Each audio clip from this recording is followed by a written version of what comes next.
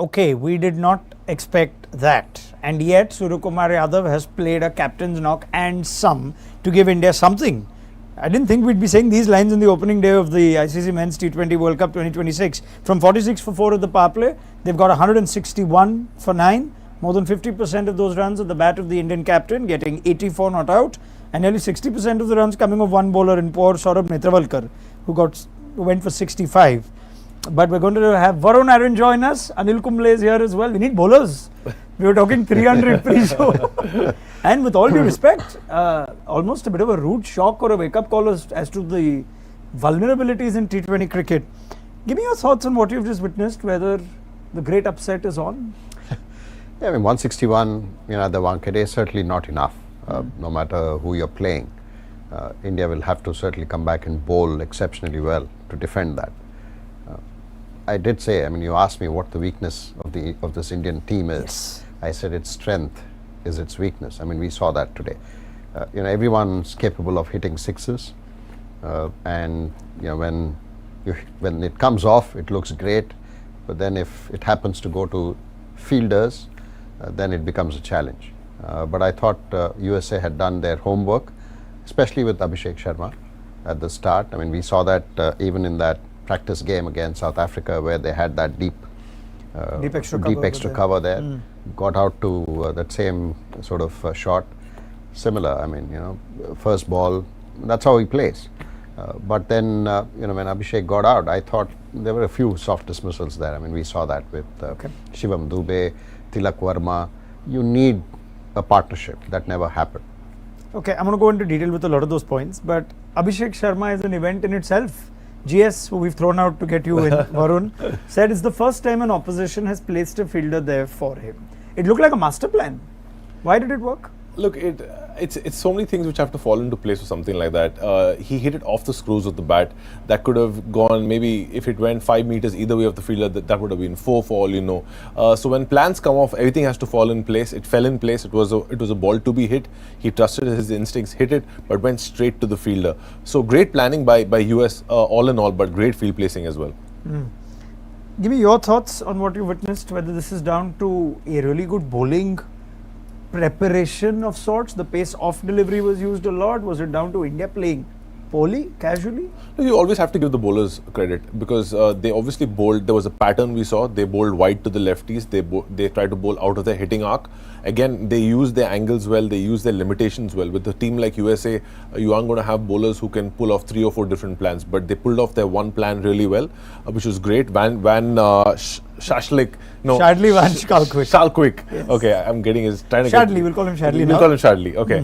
I'm just going to the food, Shashlik. Yeah. Anyway, but at the end of the day, he stuck to his plans, bowled those slow balls really well, and I think India pressed that button too early without assessing the conditions. Okay, what were those plans? I really want to know now, because for the USA team to come well prepared with a plan to stop India at the Wankhede, it seems inconceivable. Whatever plan they have, with due respect, India's batters are so superior, they will counter it. What were their plans? Break them down, both of you, from what you saw. No, I think, when you play at the Wankhede, the first couple of overs, there's always going to be something. the ball will stop a bit. It's not like first ball, yes, if there's a ball to be hit, you hit it. You're going to get a lot of runs through point, short third man, behind the batter, a lot. You can't beat that. Even today, if you look at the wagon wheel, I know Surya was batting, that's where he plays, but then most of the runs come there. When you want to hit over the top at the Wankhede, especially when you're batting first, the first couple of overs, you need to sort of assess. Yes, the first shot, great field placement, went straight to his hand, whatever. But I thought they had a plan, like Varun mentioned. They were bowling slightly away from the left-hander. I thought Harmeet bowled really exceptionally well as a left-arm spinner. He didn't bowl from his regular area. He bowled from behind the stumps. He was slowing things down, and he was able to get a bit of turn, because he's a traditional left-arm spinner. He's bowled in Mumbai. He's a Mumbai boy, and I'm sure at the Wankhede he knows that if you bowl, your length has to be precise, otherwise you're going to get punished. So Harmeet and Mohammad Mohsin, the leggy, 8 overs, 3 for 42 between them, with 24 dot balls in it. Of course, the first few wickets helped them. When you have opposition team 4 down and you 2 spinners are operating in tandem, it becomes that much more difficult. But then you need to still get your lengths right, because we have seen at the Wankhede that it just takes one partnership to take the game away from the opposition. And for you to sort of have that control, I thought the lengths were perfect. At the Wankhede, you need to be slightly shorter in length rather than fuller. And I thought both the spinners you mentioned bowled really well. I know Shalquick really bowled well to get those 4 wickets, but overall, I thought the bowling attack, Saurav got a bit of a hit. But otherwise, I think US bowled exceptionally well. So yeah, since you went to the spinners and they were so hard to get away from, there's a good against spin. So I went to that there. So you're saying lens for Harmeet bowled from back of the crease, reasonably accurate line. Spinner also, leggy didn't seem like he had lack of control. There were barely any bat balls. Yeah. So that's the spinners. Shadlevan Shalquick, it looked like wide or pace off. Now pace off sometimes doesn't work at the Wankhede. So many bowlers have tried it and gone back. Why did it work? I think the revs which he was giving on the ball, again, for Bumrah has played at the Wankhede all his life, I mean, through his IPL career, and it works for him. The Wankhede works for him because it has that stickiness. And if you give enough revs on the ball, Lasith Malinga as well, if you bowl a good slow ball which has enough revs on this surface, you will always get some purchase, a little extra bounce, a little stick off the wicket, and that's what gave him his wickets today. Also, he stuck to his plans. You can easily be overawed by the occasion, playing India at the Wankhede, almost a full house, but USA were not overawed at all. How do you get revs? There you go. All yours. It just depends bowler to bowler. For some bowlers, the off cutter generates more revs. For some bowlers, the leg cutter. So for Shalquick yeah, absolutely, he was the off cutter, and it's just about how much you can have lag when you bowl. If you just roll your arm over the ball, just beside the ball, you're not going to get much rest, but you have to actually stay in your action a lot longer and actually stay in your action and impart those revs on the ball and keep the ball deep in your hand. That's what somebody like Harshit Patel does. I was speaking to him recently and he was like, the deeper he keeps the ball in his hands, the more revs he can generate. Did he also bowl some of those? The other side? Did you notice that? I mean, I picked up a couple. I don't know. A couple, but they were just a change-up. But the deliveries ball which got him, that India couldn't get away. Yes, that was the off cutter.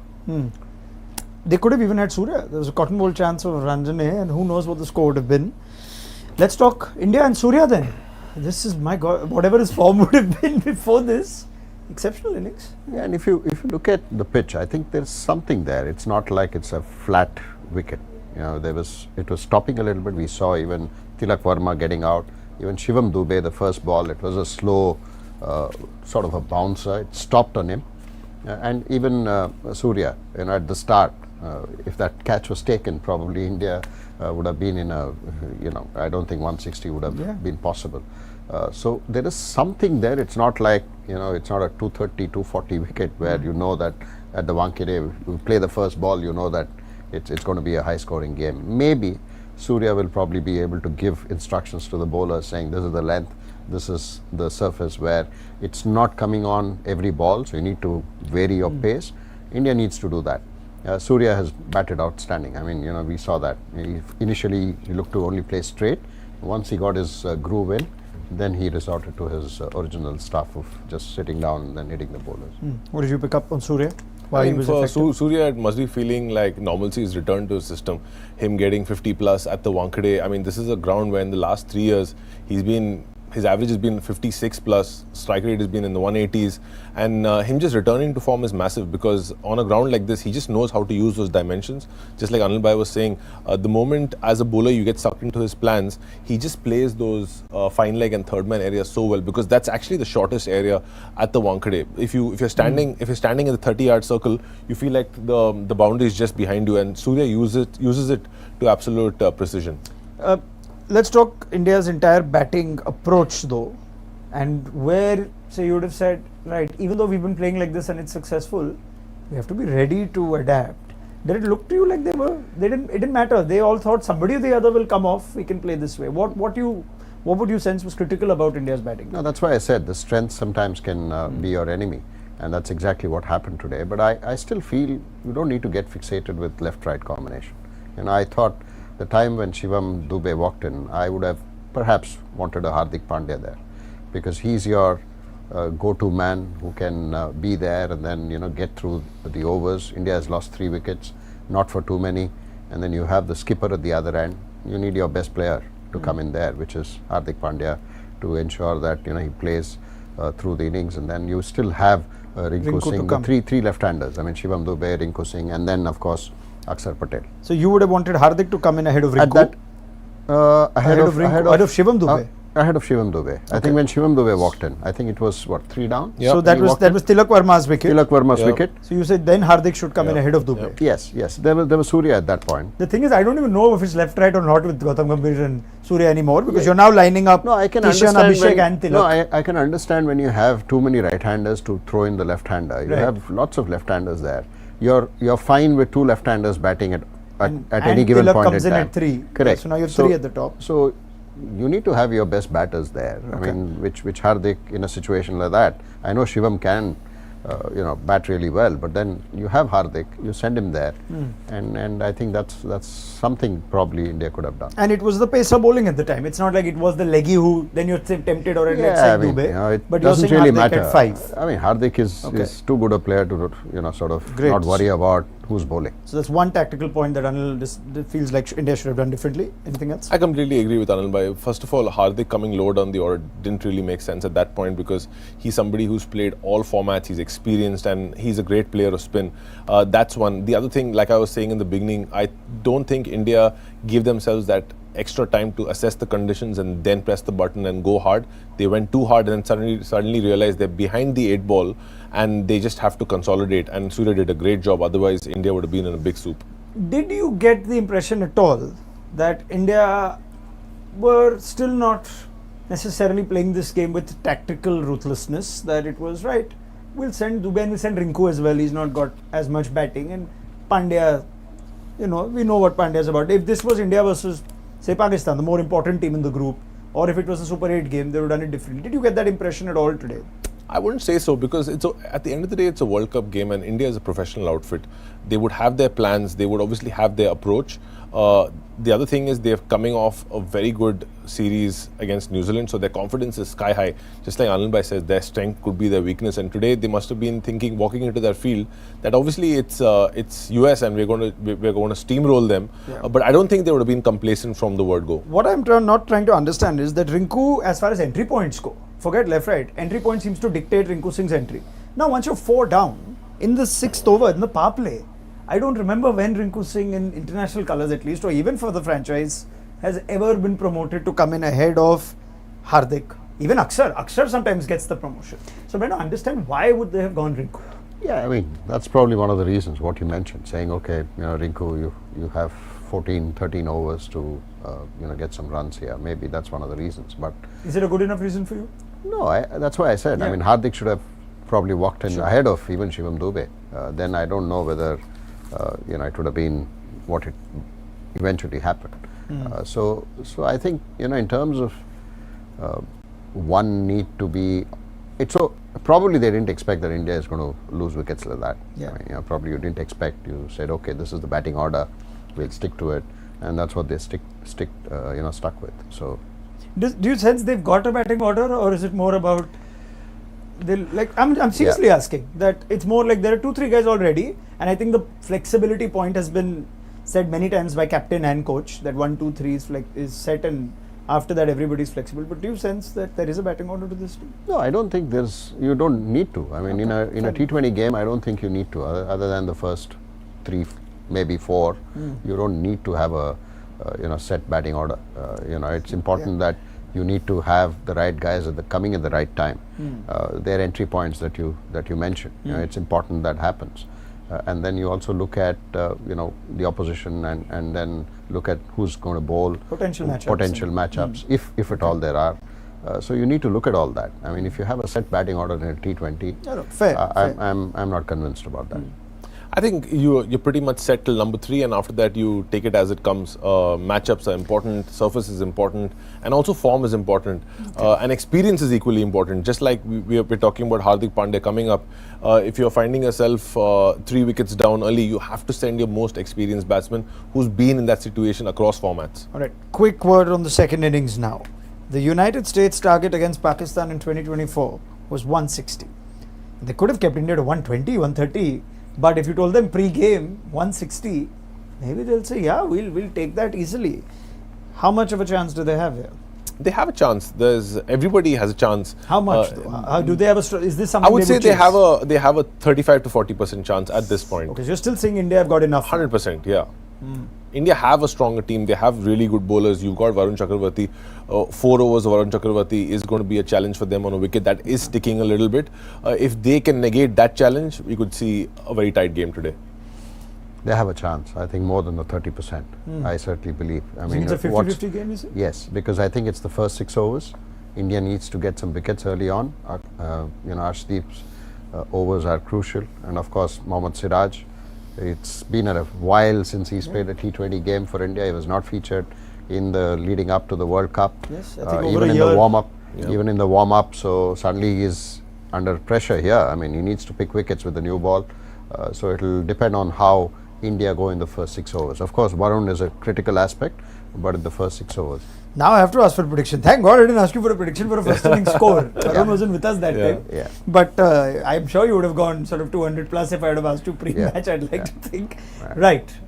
Do you sense the greatest upset, I would say, in T20 World Cup history is on They here, have or- they have a chance. US have a chance. Certainly have a chance to upset India here, because at the Wankhede 160 is not enough on a surface. It's not like it's a tricky pitch. Yeah. Yes, there is something in there for the bowler, but it's definitely not a 160 pitch. But very quickly on the second innings, if Dew comes in, will it play better potentially? It'll certainly it play could better. play better. Yes. United States, this is your big moment. So Anil Kumble is giving you more than a 40% chance, 50-50. If they start well, who knows? Varun, India to defend? India will defend this total. I have to back India to do it. No, you don't. No, You can tell me. I'm giving India 55% chance, but definitely.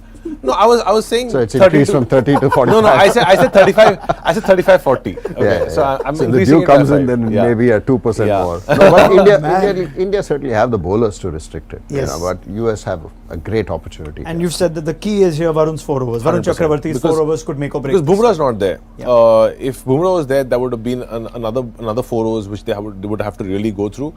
Siraj coming back after a long time. No Bumrah, Varun Chakravarti is that one mountain they're going to have to climb. Oh my, it's some mountain. If they climb it though, it'll be some story to start off this World Cup. They started quietly. Arshdeep scored a nice tidy over. So Anil Kumble Varun Aaron. Now we watch this with even more keen interest, because something special could happen for the United States. Let's see if they can pull it off, or let's see if India managed to pick up their first points. Join us for what should be a really riveting post-match analysis show on ESPN Ring for Timeout. See you then.